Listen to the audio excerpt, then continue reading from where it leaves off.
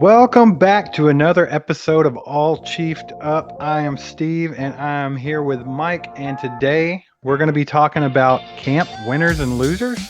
We're going to talk about the first episode of the franchise that dropped the other day on YouTube, and also we're going to talk a lot about Chiefs players and fantasy football. Who do you need to draft? When do you need to draft them? And in what formats? Before we kick this thing off, make sure to hit that like button if you like what you've seen from Chiefs camp so far. Also, if you have not subscribed yet, now is the time. Go ahead. We're watching. Go down there. Hit that Yeah, subscribe button right we'll now. give you a few minutes. Let's go. 3 days later. I think that was enough time for them to hit that subscribe button, wasn't it, Mike?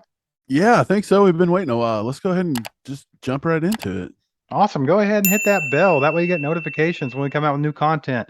Make sure to tell your friends and family where they can go find good Chiefs content on YouTube. Mike, camp winners and losers. Who you got, bro?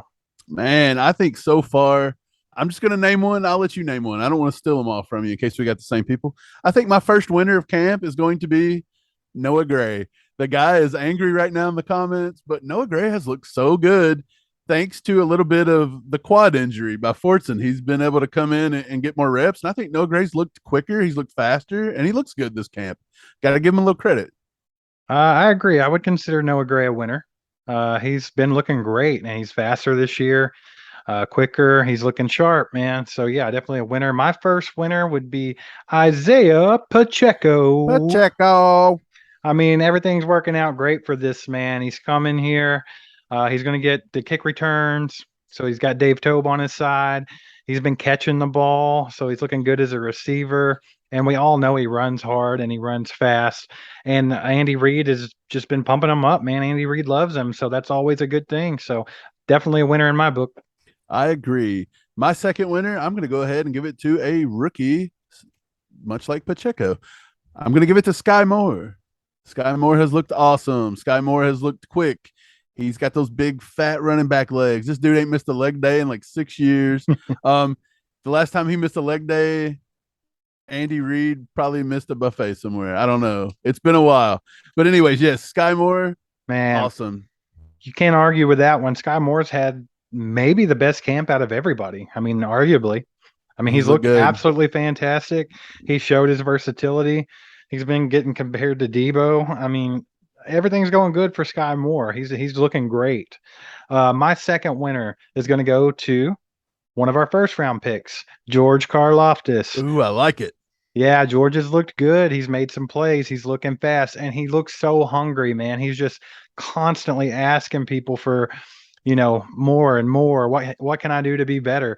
And that goes a long way, man. Just his drive to be successful in NFL is just not matched by any of the other rookies. I mean, he's out there picking brains, anybody he can get to. He's probably driving them crazy. But at the same time, I mean, Frank Clark and even Dunlap in his first practice, I mean, they've been there for him. So, I mean, good things are coming. My next winner for this camp, very easy to see if you've been paying attention. Juju Smith-Schuster. This guy looks like he's been here for years. Him and Mahomes looks like they have just thrown the ball to each other like thousands and thousands of times, even though technically it's only been a few months. So Juju looks amazing. He looks quick. He looks fast. He looks like he could get back to his 1,000-yard season pretty easily. I'm going to go ahead and keep it on the defense for my next winner. Another pass rusher. Frank Clark is a winner for me in this camp. I'll go right back to what I was talking about with Karlaftis. The fact that Clark is stepping into that veteran role and really being there for him and teaching him things, that goes a long way. And it shows you the character change in this man. He's lost a lot of weight. He's got a lot faster. He's popping off the line. He looks explosive. I think he's going to have a good year, but he's just got a whole different character and demeanor about him. And he seems way more positive and just better to be around, a better teammate. And I think it's going to bode well for the Chiefs, man. And my last one here is I'm going to wrap it up. It's defense, but it's defense as a whole. I give the entire defense a very good camp so far. I think it's been a very sneaky good camp for Chiefs Kingdom when it comes to our defense. We've addressed some of the defensive line issues we thought we were having with Carlos Dunlap. Most of our rookies, be it Jalen Watson, Josh Williams, Leo, they've all had pretty solid camps there on the rookies. Don't forget Brian Cook. He's looked pretty good when he's ran with the ones. Yeah, so I believe our defense is coming together. I think it's a little more ahead of schedule than we even thought it could be right now. And so I think our defense as a whole has had a pretty good camp so far, and I think it's a camp winner, the entire unit. My last winner is going to be an offensive player. Actually, it's going to be Justin Watson. I think he actually came out and made some big plays, got that hype back around him like he had been, but he got in the good graces of Dave Tobe as well. And when you get in those, you know that you got a good chance of making this 53 man. I think he's made a good case to be that fifth receiver option. And I've also got a few sneaky good guys. Let's just go ahead and give them some love too. A little sneak. Miko Hardman's been sneaky good over the past few days. Sneeko Hardman. Sneeko. And then the last guy, I'm going to give it to Derek Noddy, another defensive lineman. Derek Noddy's looked really good when he's had his opportunities over the last few days. So I'll let those guys be on the not great, but they're on the sneaky McSneeko Hardman good. Sneeko Hardman. And I'm going to add one to the Sneeko Hardman list, and that is going to be Darian Kennard. I like think it. he's looked pretty solid. He hasn't been like impressive, but how impressive can you be as an offensive lineman? It's not anything flashy, but he's in there in the trenches doing his thing. And he's looking solid so far. I actually saw just a clip the other day of him shutting down Kangdo, and it was a beauty. Didn't talk about any losers. I don't want to talk about losers. Okay, let's get into some camp losers. Now that we talked about the winners, Steve, give us a loser. All right. Number one loser of camp for me so far. It's kind of up between two that are obvious to me, but I'm going to stick with Rojo. I think Rojo is a camp loser. He came in on this deal, 1 year deal. A lot of people thought he was going to come in and take Clyde's job and things like that. And people are super excited about Rojo. And if you've noticed throughout camp, he's been awfully quiet. He's had a couple of good plays, but he's not getting the love like the other guys are getting. He's not getting the snaps. He's been taking a lot of second and third team snaps. I mean, he just has not really made a case for himself being like a big piece on this offense. It's a big running back room and it's very deep. So I mean, there's a lot to do to make sure that you're going to get playing time on this team. And I just don't think Rojo's done it yet. I'd say if I had a loser right now, I'm going to give it to Taylor Stallworth. I believe with that defensive tackle, he was signed from the Colts to come over and do a little bit, and he's been quiet. And now that you add that knee contusion at practice on Saturday, you add that in with it. I don't know if he makes the roster because Derek Notty's out playing him pretty well, and I don't know how many of those defensive tackles you can keep.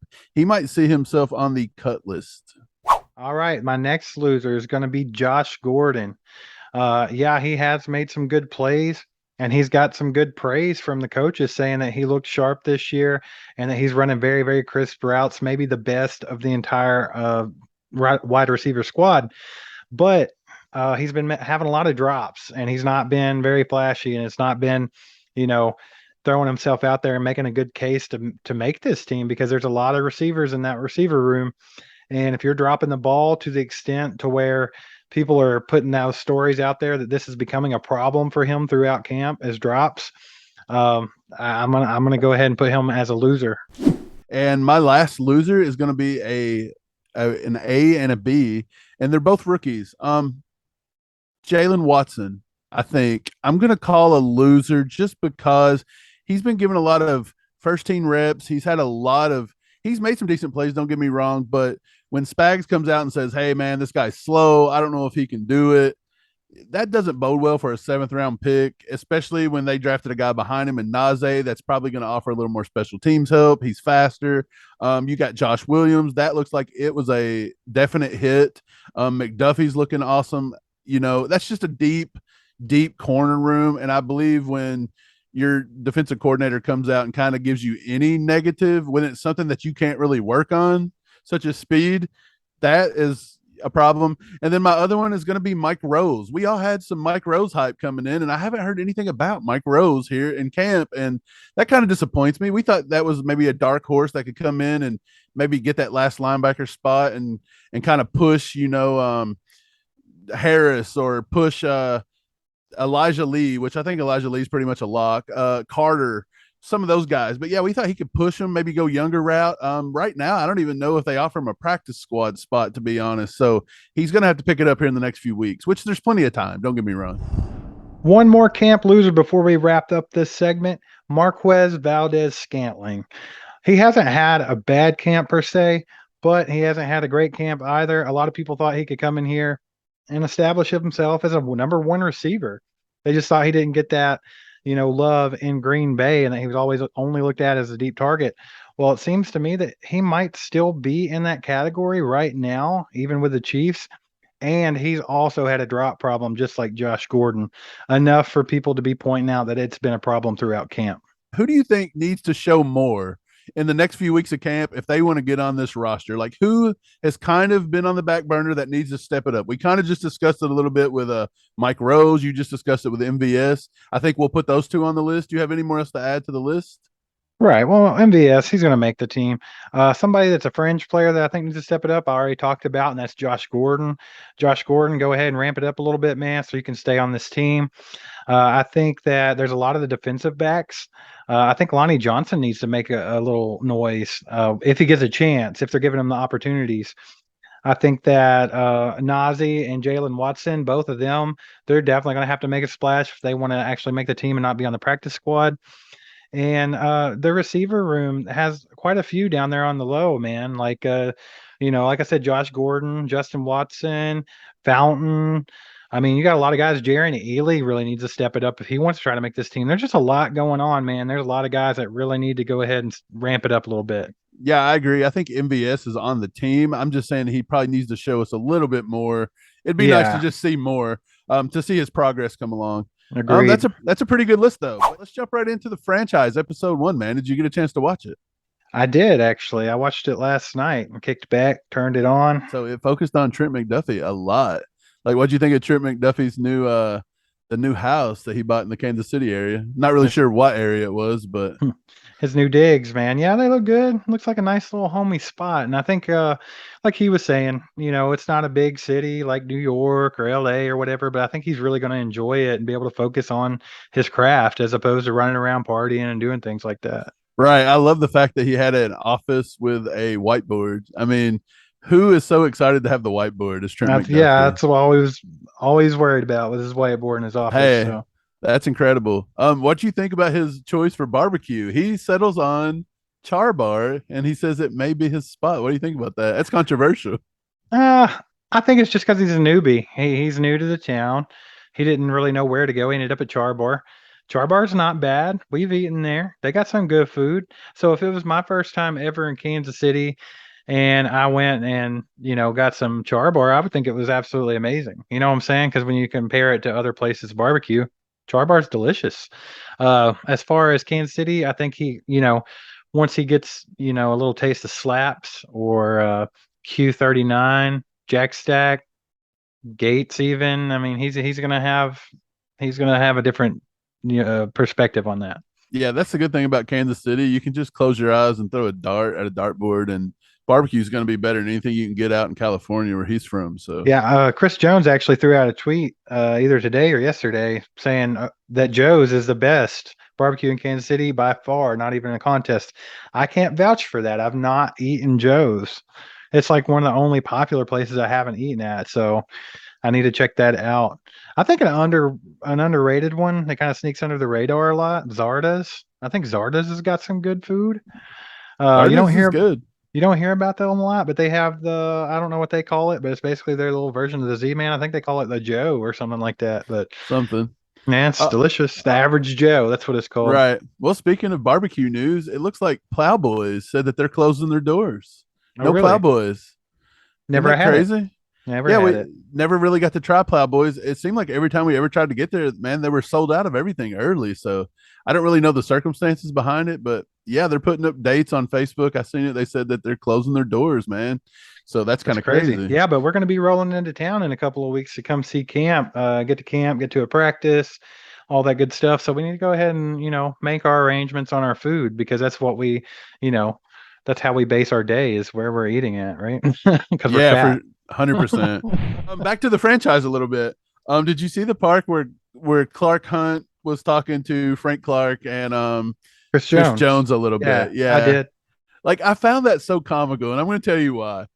Like Clark Hunt, we've never met Clark Hunt. I'm sure he's like he seems like he's the nicest, most soft spoken dude ever. He's obviously wealthy. He's probably grew Right. up in private schools, and here he is out there on the practice field talking to like two guys who probably grew up pretty rough. all the cultural differences. Probably just in the the music differences, the TV show difference, you name it, it's probably hugely different. And like I thought it was hilarious watching Clark Hunt talk to him and like pulling out the dad joke about the weather. He went straight to the weather and was like, "I bet you brought this good weather in from California." And I was like, "Dude, this is hilarious." Like something about it. You know what I'm saying? Because it's like awkward conversation. But you know what's crazy about it is even those guys making millions of dollars, they're professional athletes, they're celebrity status almost. And it's still just like that awkward conversation where you have to act like you like your boss and you're kind of kissing ass a little bit to your boss. And that's what it reminded me of with those two talking to Clark. Right. But I mean, they all get along, Yeah, I mean, I'm obviously. sure they love them and Yeah. everything, but it's just funny because it's awkward conversation, them two trying to Hey, relate to this old man. But it's hard not to love a guy who signs $40 million paychecks for you, you this know? is true. This is true. Okay, so another part I thought was kind of weird was the whole. It was a little awkward feeling when Beach was talking to Orlando Brown there on the Very. sideline. It had an awkward feel to it, didn't it? Very like studious. Like, I'm glad you're here. It's good to see you. Blah blah blah. Yeah, it seemed a little rehearsed, and honestly, the awkward part about it wasn't even Orlando; it was Veach. Veach is the one that acted awkward. But maybe he's just an awkward dude. I don't really know. I've not really just heard conversations from him a whole lot, other than his pressers and stuff. But And yeah, maybe they edited it out or something. I don't know. I mean, obviously the show's edited. It's not like full access, but I was kind of waiting for Veach to be like, hey man, I know it's been a rough few weeks just talking about, contract stuff, but it's business and just be good, man. We're gonna take care of you next year. Like I was waiting for him to be like, we're gonna take care of this well, next year. And they never really said that. They kind of just he left it open. he did though in so many words. He actually told Orlando, he's like, "Hey man, let's go. We get that Super Bowl this year, and then let's take care of business after that, okay?" So I mean, I think that was him saying we're going to get this deal done. And man, Orlando, I know we haven't talked about him, but and we were talking about winners in camp earlier, but Orlando Brown actually showing up to camp and looking like he's dropped a lot of weight, way, way faster off the snap. His footwork looks really good. He's going to get a big fat paycheck next year, much to some of your all's dismay, but he's going to show out, and I think he's been a winner in this camp. Hey, and we tried to tell you guys, Yeah. maybe 22, 23, 24 million per year wasn't going to be so bad in hindsight because next year it may be closer to that 25, 26 Oh yeah, he's range. gonna get a fat payday after he has a good year this year. But yeah, man, can't wait to see episode 2. I'm not sure when that comes out, but I'll be waiting for it, man. The franchise is always my favorite thing to watch. Let's jump into some fantasy football, man. There's a lot of fantasy football nuts out there. We like to play. We're not one of those people that have like 55 leagues or anything like that, but we like to dabble in it a little bit and have some fun with it. But what we're going to do right now is talk about which Chiefs players you should be drafting in what format and things like that. And also maybe some of those dark horse, like sleeper guys that you can grab late and get some points with. So let's start off with just a standard fantasy league, Mike. So just standard out of the Chiefs roster, who are the definite ones that you need to go after, say, in the first 3 to 4 rounds? Hey, it's some leagues people take runs on quarterbacks. Some leagues they wait. Usually got those guys in your leagues that'll jump the gun on a quarterback and just force you into taking something early. So, Mahomes and Kelsey are the two most glaring guys on this team that you want to target in fantasy, be it first round, second round. The earlier you take them, probably the better. I mean, I'm not. You can take Mahomes number 1 overall, and I get it. It's not a running back. It's not King Henry. It's not Christian McCaffrey. But you can't go wrong with Mahomes. I'm telling you. No. This is also going to work with PPR with Kelsey. I mean, you're going to take Kelsey in the first round, probably no matter what. I would say mid rounds, I start targeting, Juju. I wouldn't be opposed to targeting Juju in the mid round, say round 4 through 9, somewhere in there. I would target MVS in rounds 5 through 9. Miko, I'd give a look to. Sky Moore is another guy. I mean, any of these wide receivers, there's going to be a lot of targets to go around, especially in PPR leagues. They're going to be even better. Late, I think I would look more to maybe a handcuff for Clyde. So maybe you want to try to get Pacheco in the mix. Maybe Rojo if he makes a team. Maybe McKinnon. You want to get Clyde's number 2 guy, whoever that may be. I would probably be leaning more towards Pacheco right now, then probably Rojo, then McKinnon. But at the same time, I'm not for sure, so we'll leave that for camp. And then my other ones are The Chiefs D is a top 10 D. You can't go wrong taking them. They're top 10 defense, I think, when it's said and done. And Butker is a top 3 kicker, in my opinion. So that's the guys who I look for on this roster, be it no matter what, no matter what league you play in. Right. So if you guys are playing PPR, you definitely want to pick up Kelsey early, as you stated. Also, Juju would be a great pick in that. Wouldn't jump the gun too early on Juju, but you're not going to go wrong if you get them, say, fifth round, something like that. Now, if you guys are playing in a dynasty league or keepers, you want to look at some of these young guys. So I think maybe Sky Moore has a lot of value in those because, in a couple of years, maybe he could be that number one target for Patrick Mahomes. Also, later on, you can grab Pacheco to stash him away because he could be the RB1 before you know it in KC. He might get some reps this year. So definitely look for those young guys. If you're looking to win this year, I think you could stash Jody Fortson on your roster if you have room, just in case. Because if he were to start going off and you need that presence in the tight end, maybe you weren't able to get a Kelsey or a Waller or a Kittle. Maybe stash him down there just in case he's putting up some numbers. Other than that, like you said, Mike, Clyde, be careful with Clyde because of his injury history and everything. But don't be afraid to take him probably in that fifth, sixth, seventh round. He's going to drop a lot with the Hey, running backs this year. if you go with the strategy of wide receivers early and you're going to wait on running backs, which to each their own, some people go running back heavy right off the bat and wait on receivers. If you can snag a Justin Jefferson early and you can maybe snag, Devontae Adams in the second, who knows? But you got to wait on your running backs. Go ahead and snag Clyde, somewhere around round 4, round 5. That he's going to help you. It could be even later. That's what I was saying. A lot of these leagues, I've already drafted in some of them, and Clyde has dropped so low. He's one of the last RB1s taken. So I mean, if you have some faith in Clyde at all, go ahead and snatch up your receivers and stuff early. Yeah, I think if Clyde stays healthy, he's going to be better than running back. He's going to be a top 15 if he stays healthy. I believe this is the year Clyde could break out if he can stay healthy.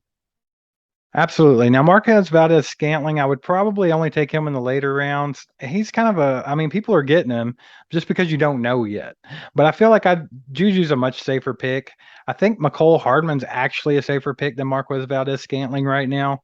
If you're in any kind of league, like I'm in a weird league that does a point per carry this year. So, I mean, naturally, I went ahead and I looked at Sky Moore and McCole because those are receivers that can put up receiver numbers, but they might also get the ball handed to them sometime during the game as well. So keep that in mind.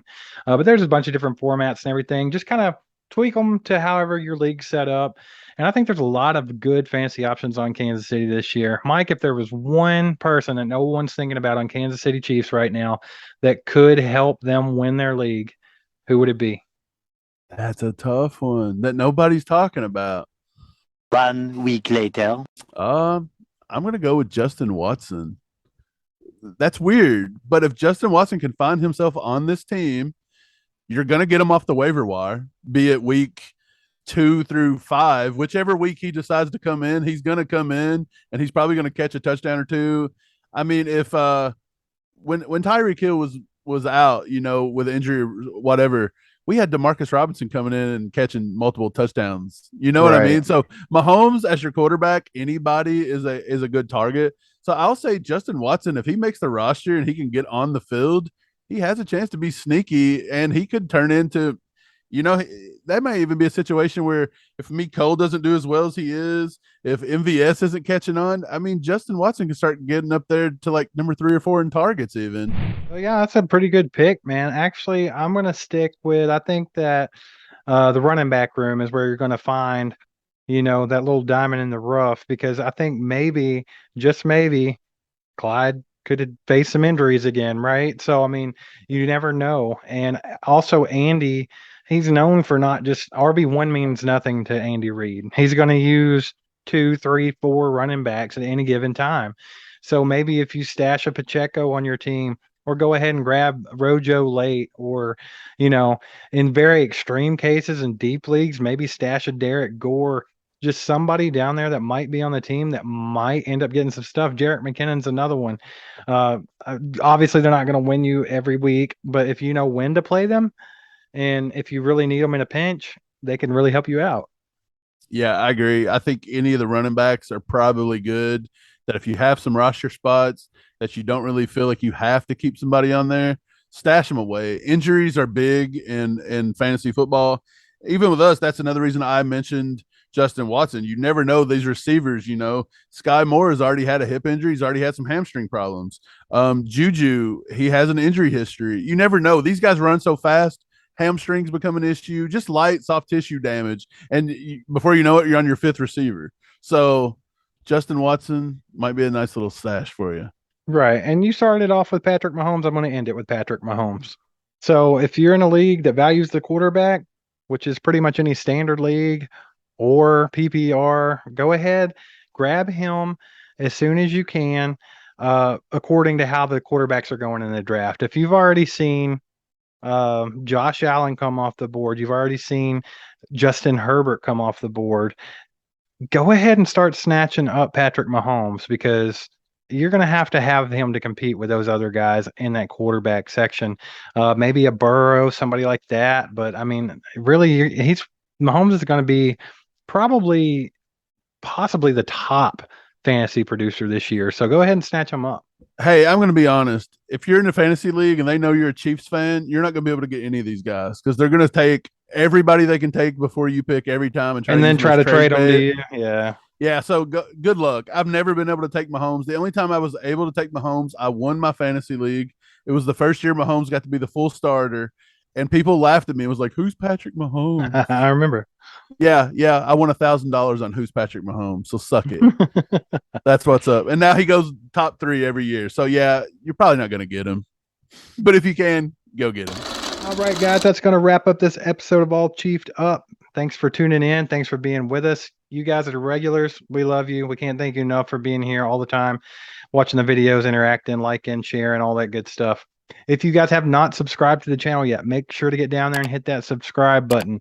We're trying to get to 1,000 before the season starts, and we're very, very close. So make sure you hit that if you haven't yet. Also hit that bell so you get notifications when we come out with new content. And thanks for being with us, and we will see you next time, Chiefs Kingdom. Subscribe. Josh Williams is watching. Cause aside from my soul,